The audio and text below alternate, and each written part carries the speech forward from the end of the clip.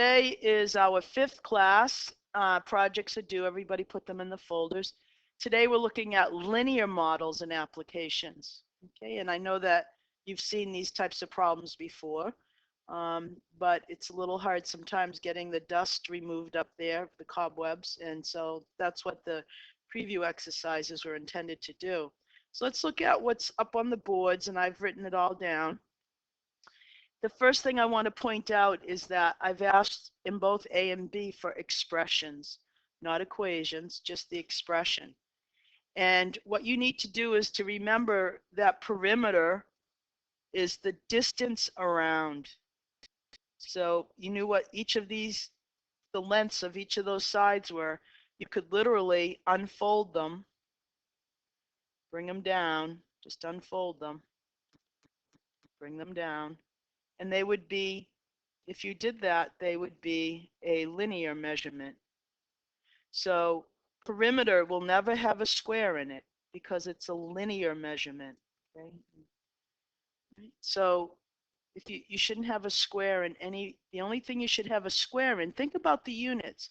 If X was measured in feet and you see a square, it would say square feet, which implies an area, a 2-dimension. So the perimeter is the sum of the two widths and then the sum of the two lengths. And since each of these are discussed in terms of each other, we can represent it with one variable. So if you went all the way around, you'd have an x plus 200, another x, and then another x plus 200. So you would have 4 x's and then 400.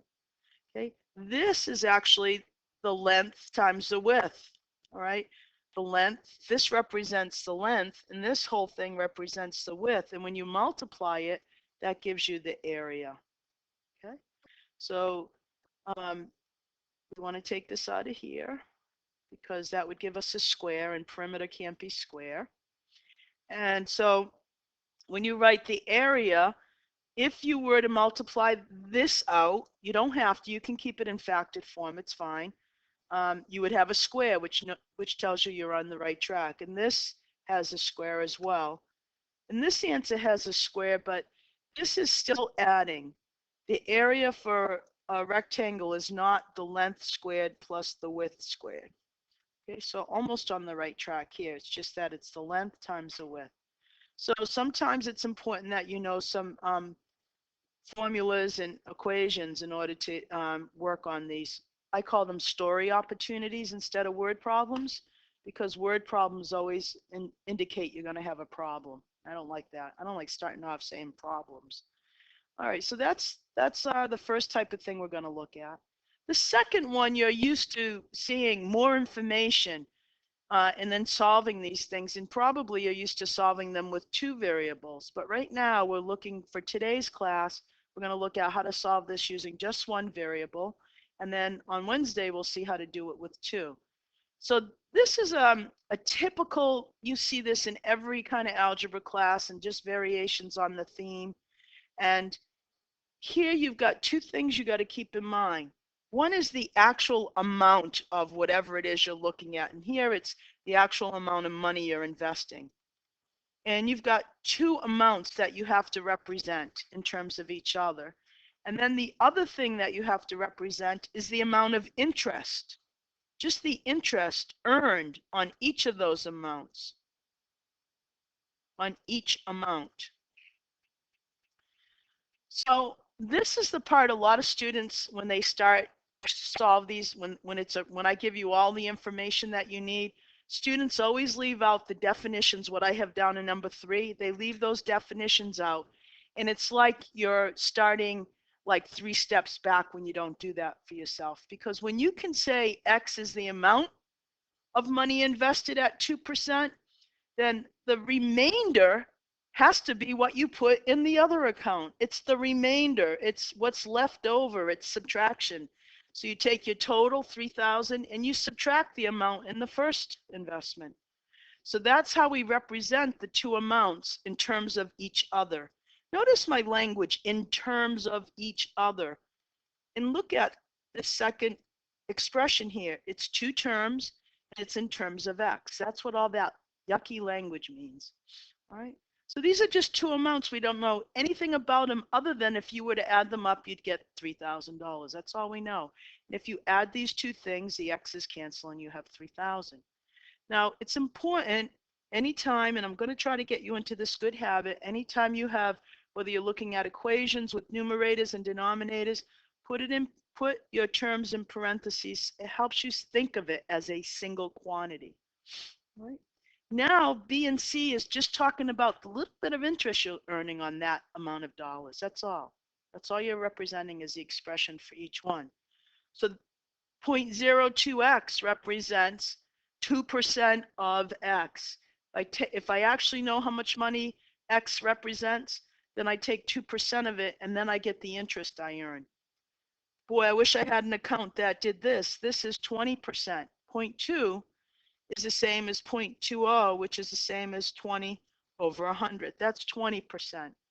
So this is usually the only area that students make mistakes in, is representing the interest rate as a proper decimal. And then finally, the amount invested at 3.5% is the amount left over, the 3,000 minus X, times the 0.035. And again, this represents 350%. Oh boy, I could retire if I could find an account that would do 350%. Okay, so just be careful with your percentages and representing them as a decimal appropriately. You will see something like this on your first quiz, I guarantee, and probably on your first test. It's a typical thing. And I started it off here. Again, I can't emphasize enough how important these two steps are. Whenever you describe an algebraic expression, if you've come through our 095 and 096 classes, you know you have to describe them with some kind of quantitative word. So X isn't the price, it's the amount. You got to think of it as a numerical amount. It's the amount of the original price. And then this thing isn't 40%. That's what some people say, it's 40%. No, 0.40 times X is the actual amount of your discount. It's how much you're reducing that original price by.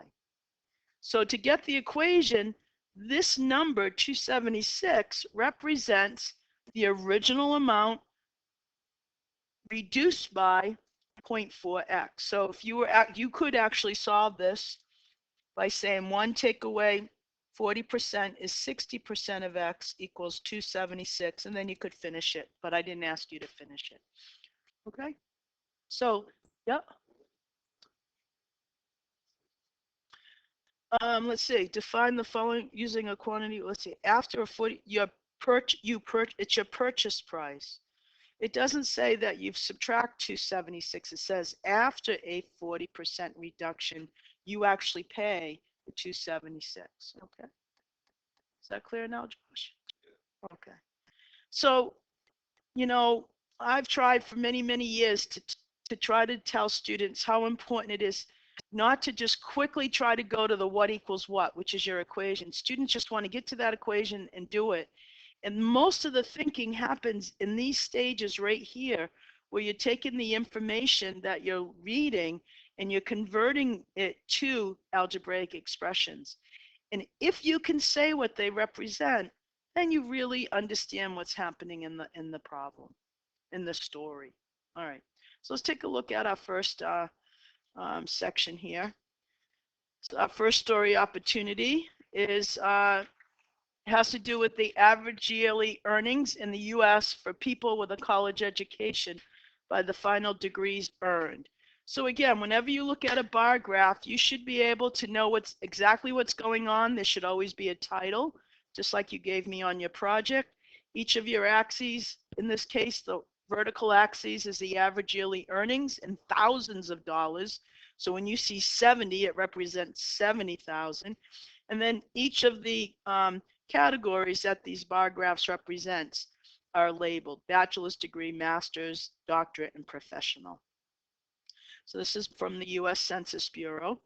So then you can make up a little kind of like wordplay story where you're talking about one of the salaries in terms of the others. So let's see how we would tackle this. The average yearly salary of an American whose final degree is a master's is $49,000, less than twice that of an American whose final degree is a bachelor's. Combined, so the minute you see that, you know somewhere along the way you're going to be adding two people with each of these attainments earn $116,000. Without that information, you could never figure out how much each of those average salaries are. So where do I begin? Well, let's take a look at this. So the next page in your handout has a series of steps that I've laid out for you to hopefully help you solve each of these problems. So of course you always see read the problem carefully, and you'd say, well, why wouldn't I read it carefully? Because there's a certain level of anxiety with these things, and you just want to like get something down on your paper and you kind of read it and you kind of start working and you don't like read the whole thing. But it's the part after the and that I can't stress enough. Identify or describe in words the quantity or quantities, which is some type of numerical value you're being asked to find. So you look at your final sentence here and it says, find the average salary of Americans with each of these final degrees. So you can start off by saying, let X equal, and now this is your choice. Do you say X is the average salary of the person with the master's degree, or do you say it's the average salary of the person with the bachelor's degree? And essentially it doesn't matter because you could choose either one, but one of them is a heck of a lot easier than the other. So how do you determine that? When you look at this first phrase up here in this first sentence, a master's degree is, so the amount, the average salary of the master's degree is being defined or described in terms of the average salary of your bachelor's. And I don't care about all the other crap right now. I'm just saying, hey, the bachelor's degree is sort of like the base value that everything is being described in terms of. It's the smallest value. So I know I want to talk about however much the master's degree is in terms of the bachelor's. So I tend to always let my first variable be the smaller amount of the two. In this case, it would be the average salary of the person earning a bachelor's degree. Average salary of American whose final degree is a bachelor's. And this is the part you don't want to do. You don't want to write this out. But in doing this, you are forming and repetitively forming the sense that this is an actual amount of money. Now, when I go to write the definition for the average salary, and here's where you can be lazy and do blah, blah, blah, blah, blah, ditto, ditto, is a master's, if you're wanting to save a little time. Now you know that to describe that salary for the master's, it has to be in terms of X. So it's $49,000 less than. I know that that's a minus 49. I know this is going to represent a single salary, so I'm going to use parentheses. And I've got to put another term in there. Let's see, 49,000 less than twice that of X, twice X. So that's now how I represent both salaries. And I could have just given you that in the preview exercise and asked you just to represent both salaries, and that would have been a good exercise. Now you use the second to the last sentence to create your what equals what. That's right here. What equals what? Well, I know that if I add the two average salaries for each degree, it's going to equal $116,000. So I have to add the amount of the average salary of the American who earns a bachelor's degree, and I have to add the average salary of the person who earns a master's degree. Okay, so that's my what equals what. If you can't find a what equals what, then you can't solve an equation, right? You can't solve an equation if you can't describe whatever it is that is unknown in your problem in terms of a variable. Any questions so far on anything here? So I kind of did all of these first three things all up here in number one and talking about it. All right, now after this, it's a piece of cake. You don't really have any problem solving this because you just drop the parentheses. That's around the expression 2x minus 49. You combine like terms. 3x minus 49 is 116. You add 49 to both sides. This is old hat. You get 3x equals 165. You divide by 3 and you get 55. Okay. And then what you want to do is you always answer the problem's question with a full complete sentence. I'm not going to do it, but you should write the average salary of the U.S. person who earns a bachelor's is 55. Well, let's see. 55,000 is the amount earned, average salary. With a bachelor's degree, BS or BA. And now how do we figure out the remaining? Well, you double that, double the 55,000, and then you subtract 49,000. So that's 110,000 minus 49,000, and that's 61,000. So your sentence would talk about each of those salaries and describe who's earning which salary. You should always go back and check it, but we can just see here that 55, my check is 55 plus 61 is 116. So I'm a happy camper. Okay. So most of the work really is in deciphering what it's telling you, what it's giving you, what it's asking for. But this first step here, I can't really emphasize how critical this part is right here. So you're going to have a half an hour or so to work through these with your group or with yourself, however you want to work. Let me know if you have any questions, okay?